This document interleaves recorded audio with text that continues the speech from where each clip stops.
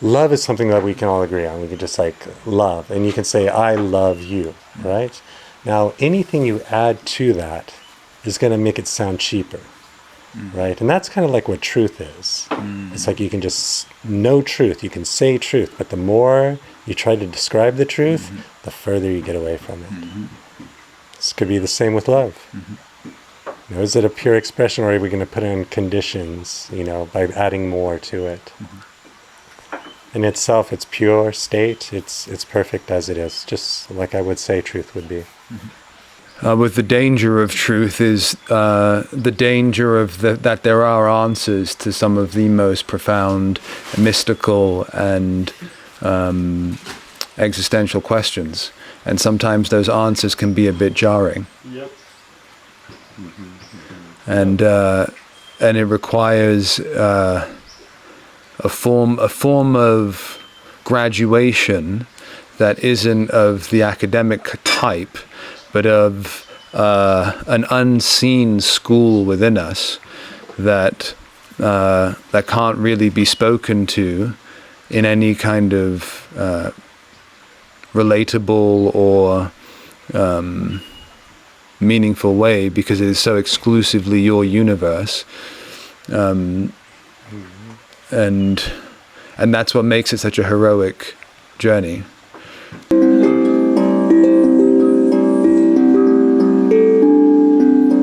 Bell. Ring my bell. It's my bell. Ring Our bell.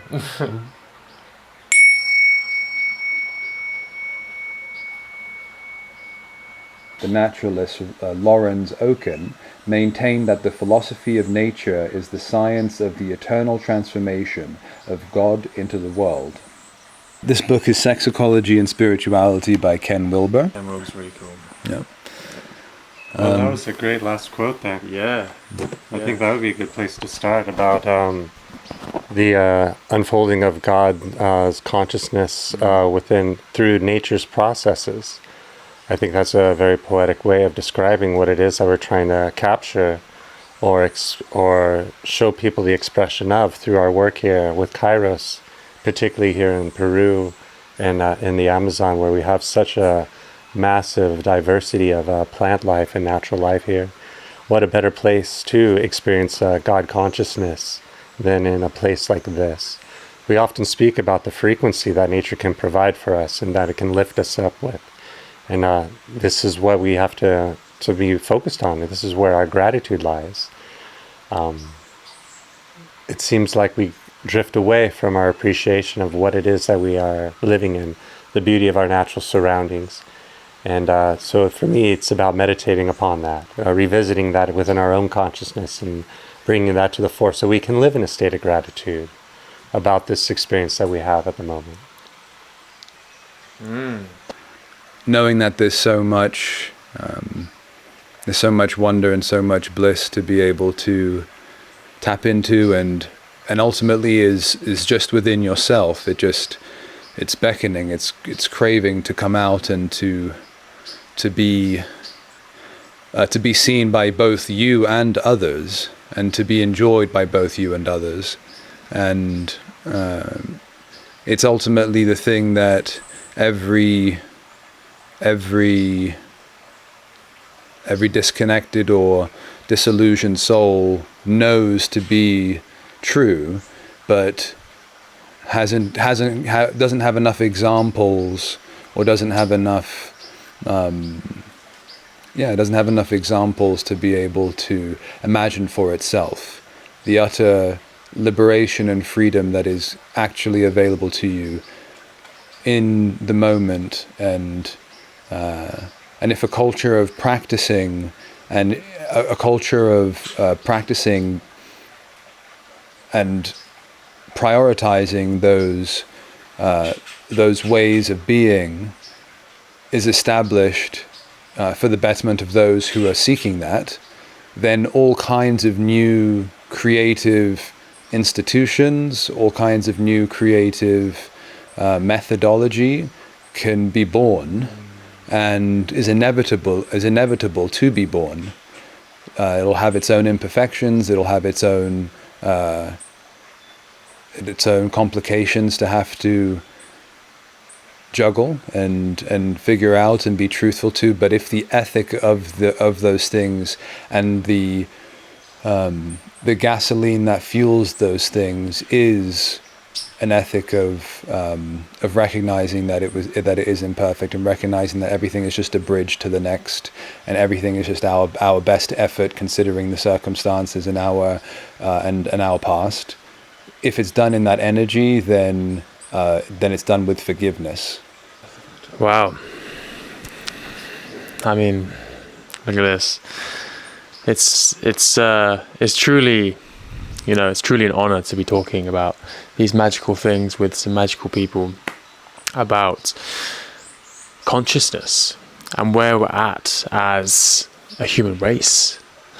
And I think we've touched on a few key words here, things like evolution, consciousness, training, learning, upgradation, education. I want to nab from what you said, Jake, the institutions and methodologies that might be coming within a place like Kairos, the effect that something like pure nature can have on the capacity for the human self to be actualized. What within wants to be without, what wants to come manifest. It's these things that being in a tranquil environment with and around, dancing almost with greenery, Mother Nature, Gaia, how does that impact our creative thinking, our focus, our concentration, our ability to be and exist and feel and experience the challenges we go through? Imagine going through the dark night of the soul in an environment like this, or learning something new around people who are doing the same, and not feel so alienated or isolated by focusing on your dreams and your vision. The stories of people like greats, Isaac Newton, Albert Einstein, all these people, they spent most of their time by themselves, unnoticed, until one day they found that value that would change the very direction and trajectory of the human world, human consciousness, human evolution. If we think today we're all living beings, and there are scientists and there are individuals that are searching to understand what is truth and what is reality, and if we're earnest about that part of the seeking and that part of the glory of being alive, having an opportunity to explore what's real and what is true, then it really behooves us, it's really important for us to look at the past and notice that all of the greatest and all of the most, let's just say, many of the most transformative human realizations come through what we could call like happy accidents, right? Or you could say flow state accidents. And with that being the case, I think our scientific community and our scientific processes have forgotten that that there needs to be room for chaos to really bring out the potential of our species. And if we're reducing our way of exploration down to what is agreed upon by the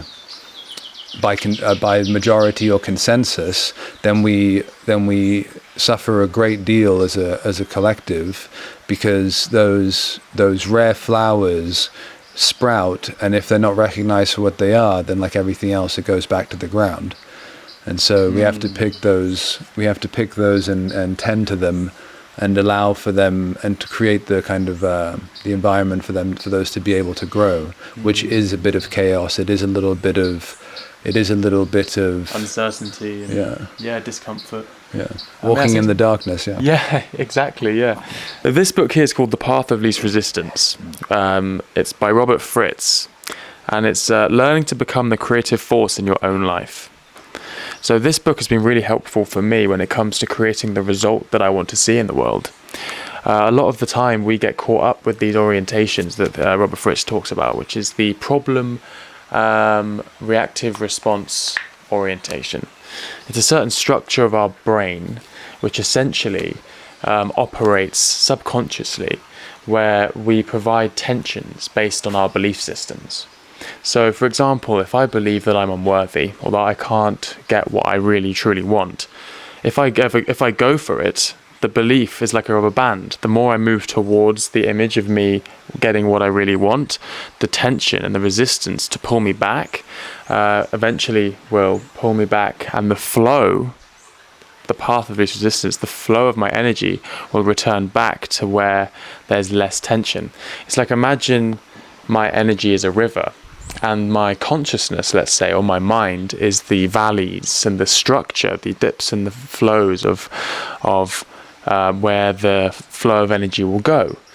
A really good story is in this book. Of course, I'm drawing from this book, so if you are interested, go check it out. It's a really interesting read, of course. The story he mentions is that New Jersey, their road systems were created by the cows who were walking created paths along the farmland across Jersey before it was made. So those cows weren't trying to find the most direct route. They were actually just following the path of least resistance. They were going along the way that was the least amount of effort. They wouldn't intentionally go up a hill to go back down again if they were trying to get to one area. It usually is one area. They're trying to get to one drinking area, whatever, but they go around these structures, right? So Robert Fritz talks about how we are ultimately the path of least resistance. And if we want to change, we have to understand the mechanisms that are going on within our mind. And first and foremost, it's understanding what we really want to create. A lot of people, if I was to confront them with the question, what do you want to create? They might say, oh, I want to be successful. And that, to me, sounds like it might be a problem they're solving or a pain they're trying to address. It might not necessarily be something they really truly want to see in the world. What do they want to create? Whether that's artwork, whether that's a motorcycle they want to drive around in. You know, it really doesn't matter. What's important is being able to understand that there are mechanisms, techniques, and learned practices that help with manifesting and essentially creating what you want in your own life. And that is something that I'm personally dedicated to, allowing myself to live with only putting in conscious, necessary effort, necessary suffering, necessary struggle, the things I'm willing to struggle for. I don't want to be struggling to actualize my dreams. I don't want that to be a struggle. What I want the struggle to be is the drudgery, perhaps, of me having to do some admin or whatever it might be day to day, but still, even then, I want to make sure that I'm doing them joyfully also. So how do I allow myself the particular lubrication for me to actualize what I really want to actualize in my life? And that just comes from an inward inquiry. What do I find most meaningful? Well, yes, talking about manifestation and the techniques that can lead towards that place. The way it doesn't have to be a struggle. It can be as easy as you'd like as well. I mean, why do we have to manifest struggle also? We're always manifesting with our words every moment. We manifest where we're at now. We manifest where we want to be. And so really, it's like, for me, it's a little bit more challenging, but I notice for the two of you, I've observed that you live in feeling. And it's a fantastic place. You live in that state of abundance. You're already there. This is the biggest thing about manifestation, is feeling that space, being that already, seeing it through to the end. And I've seen both of you embody this. And so I think this is like one of the key things within manifestation techniques. Another one, of course, is gratitude. I think both of these things together, living in a state of gratitude. Remember those times where you've been elated through gratitude of some amazing thing that just has happened. And then just like figuring out how to harness that and just kind of be in that flow state, because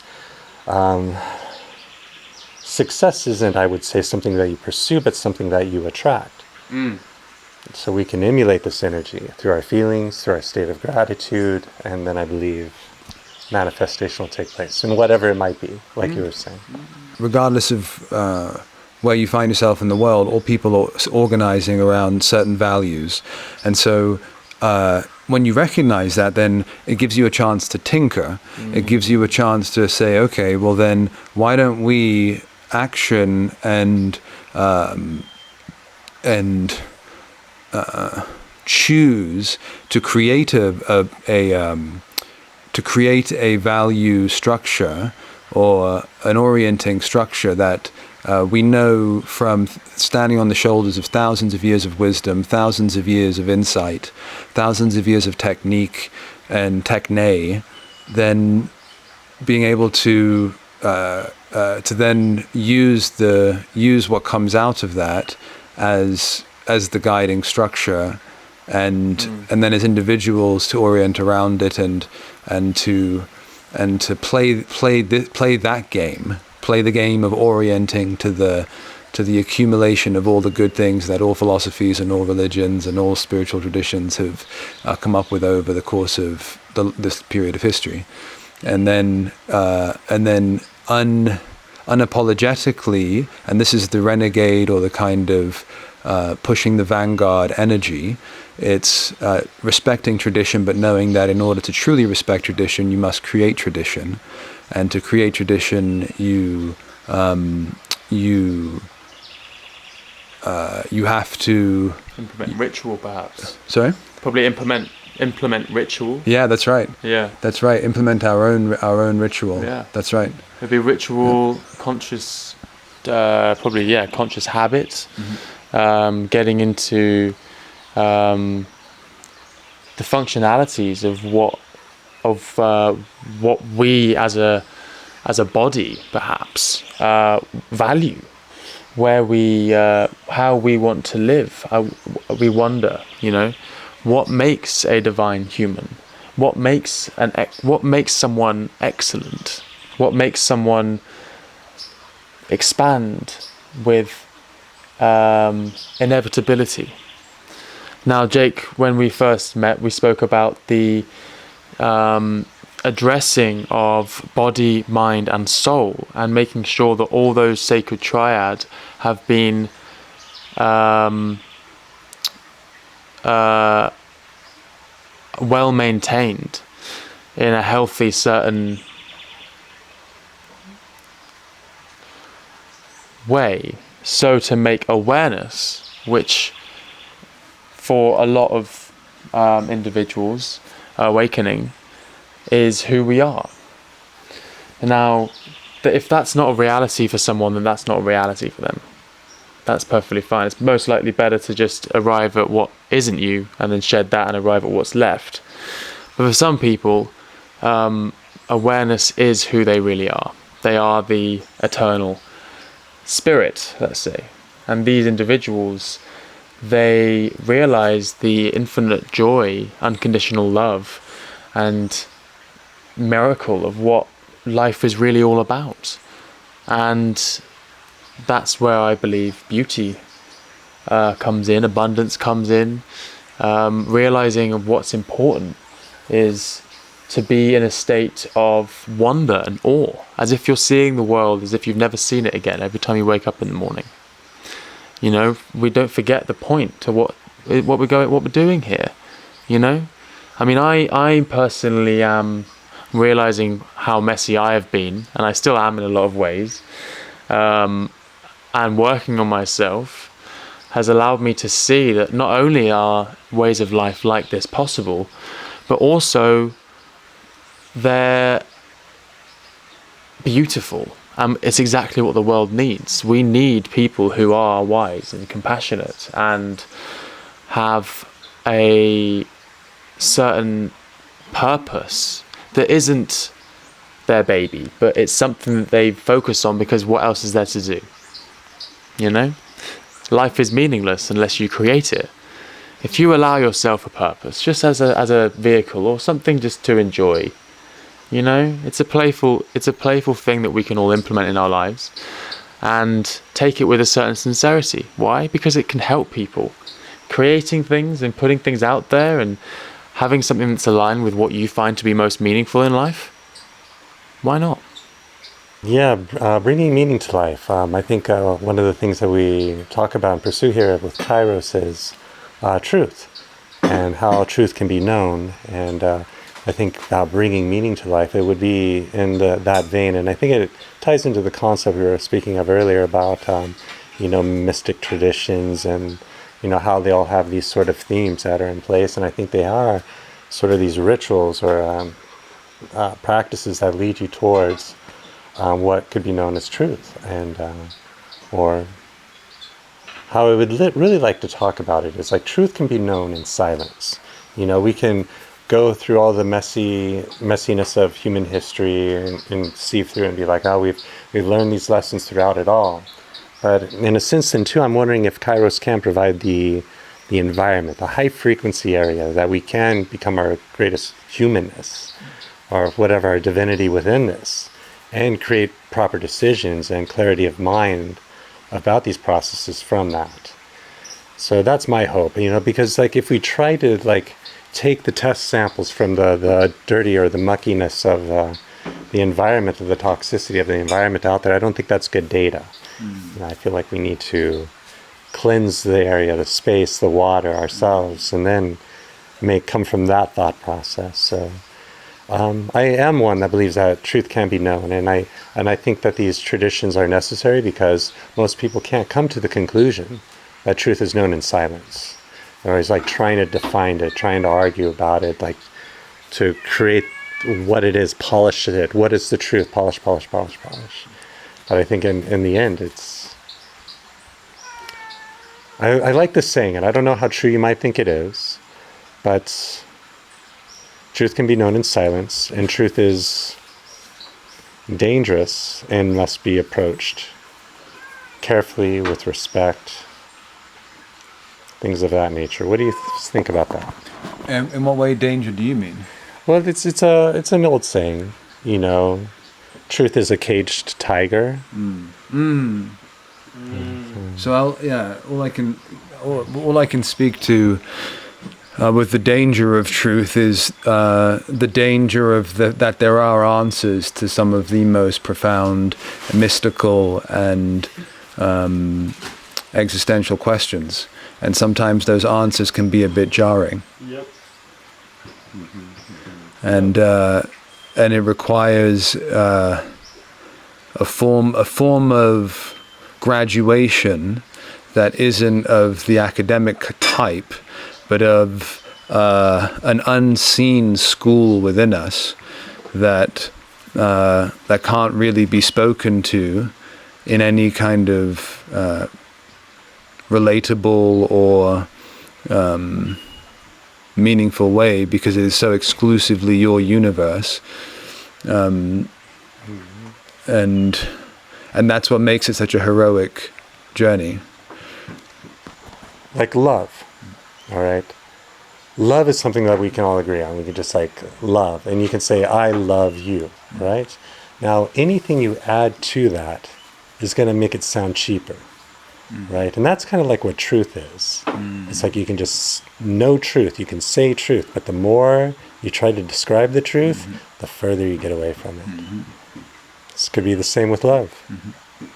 Is it a pure expression, or are we going to put in conditions, by adding more to it?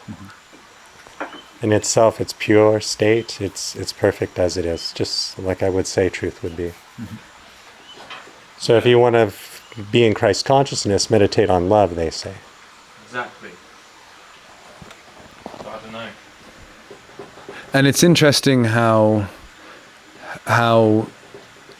let's say the experience and the understanding of a word like love grows and expands as you grow and expand and meditate upon those topics, because you realize that love has all different forms we can point to: egocentric love, familial love, romantic love, and then there's love of union, love of knowing that there is this, that everything is you, and everything is deeply interwoven, and everything is your everything is you. I think there's interesting perspectives to love. There's the non-dual and the dual aspects, I think, which I think are really good to juggle when we talk about love. Because there's the romance of love, which is the experience, right? It's the warm sensation, the fuzzy sensation that we get when we see someone that we really do love. It could be sexual, it could be someone that is a member of family perhaps, or a really good friend. Family is a very interesting one when it comes to love. How our consciousness has learned what family is sometimes can be very difficult when we approach things like love. How do we express love and receive love? These things are the dual experiences of what I talk about. And then we have this highest potential, this pure love, for example, for lack of a better word, pure is the perfect word for it, really, isn't it? The pure love, pure unconditional love. It's essentially the in a concept, it would be the ultimate unification. When we are attracted to a partner, for example, a romantic partner, we want to unify with that individual.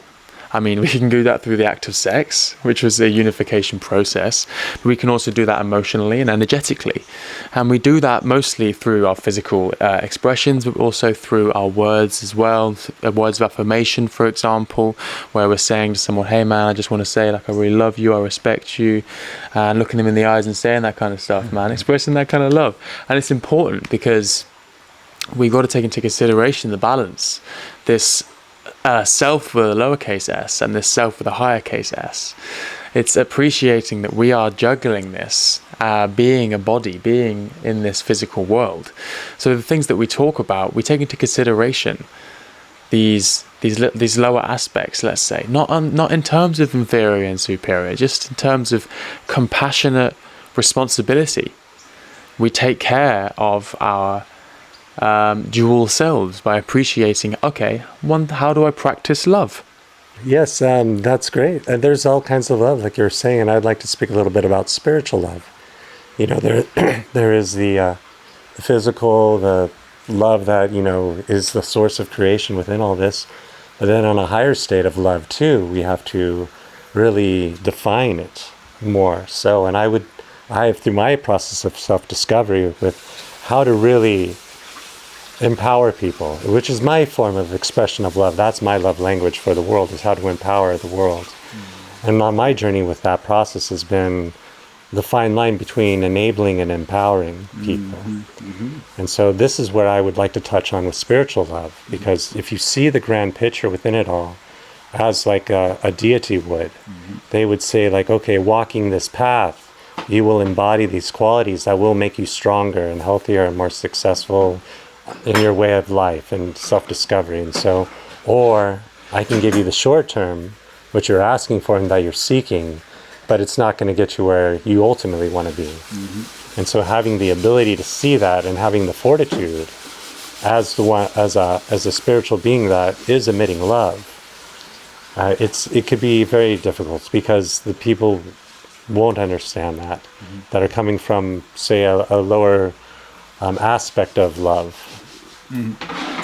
So A less all-encompassing Yeah. variety. So yeah, this idea of spiritual love that you mentioned, the idea of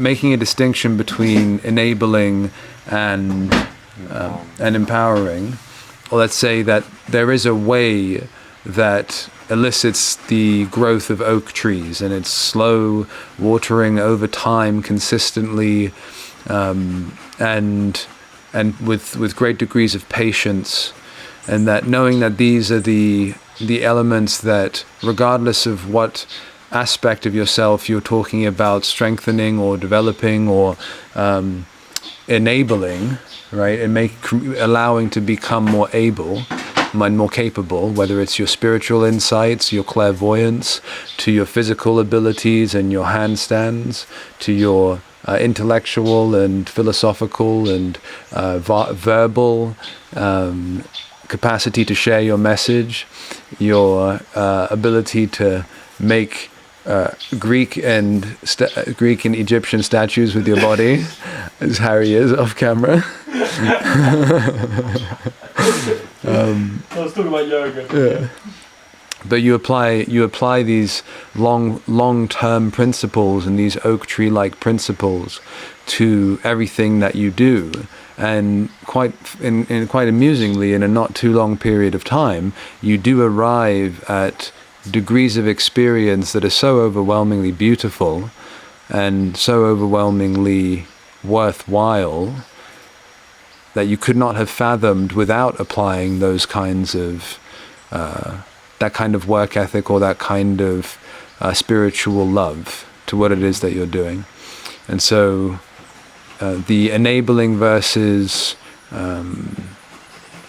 empowering, the empowering is the long game with everybody in your experience, your friends, your parents, your loved ones, your romantic partners.